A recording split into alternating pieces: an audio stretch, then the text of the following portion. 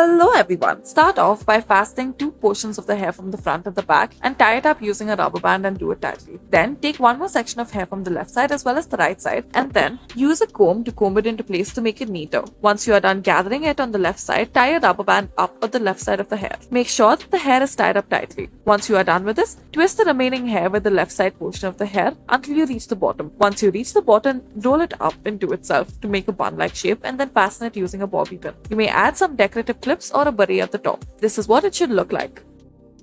For our next hairstyle, take a hair stick and then roll over the entire bit of hair onto the hair stick. Then roll it upon itself and somewhat reverse the hair stick and undo it and push it through the sides. Make it come out on the other side and then loosen some strands of hair to give it more aesthetic appeal.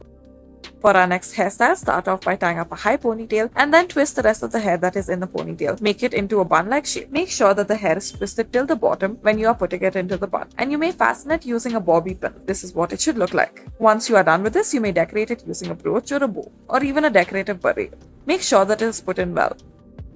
For our next hairstyle, take two sections of hair from the left and the right side and join it at the back center. Tie it up tightly using a rubber band and then twist it in on itself in order to form the side twist. Then divide the hair into two portions and start off by taking the right side, comb it so that it is neat and then tie a rubber band to the right side of the hair. Next, take the left side of the portion of the hair section and then comb it into place and again use a rubber band to fasten it in its place and then tie it tightly. Once you are done tying up both the sides, insert the right side into the left twist and then insert the left side into the right side twist. Do this until all of the hair is fitted into it. You may of course reverse each side as they are twisted into their respective sides. You may use bobby pins to fasten them into place if you want. Once you are done with it entirely, you may use a brooch or a decorative clip in order to make it look better. We have also used bobby pins at the bottom. This is how it should look. Thank you for watching.